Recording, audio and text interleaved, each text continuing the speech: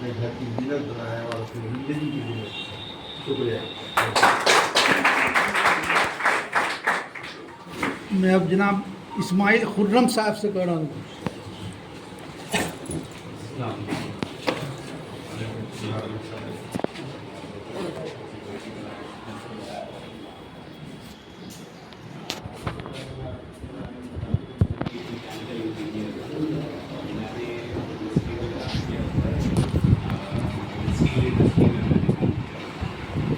आपकी हैसियत वैसी है जैसे किसी आपने साइंस में पढ़ा होगा कि सबसे स्मॉलेस्ट यूनिट होता है वो मैटर का वो एटम होता है।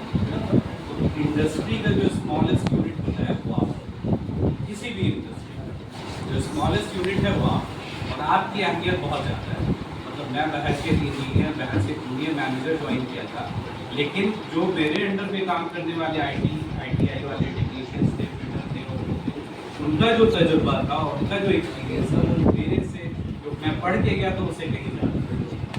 तो वो से काम कर रहे थे, लेकिन दरअसल हम उनसे सीख रहे थे।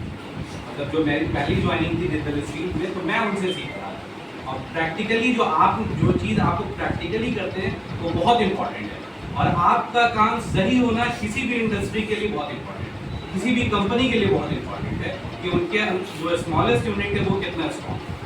तो हमारी कंपनी जो वहाँ थी जिंदल, वो आप उनकी ट्रेनिंग पे भी बहुत खर्च करती थी और काफ़ी खर्च करती थी, उनकी सेफ्टी का भी बहुत ध्यान रखती थी।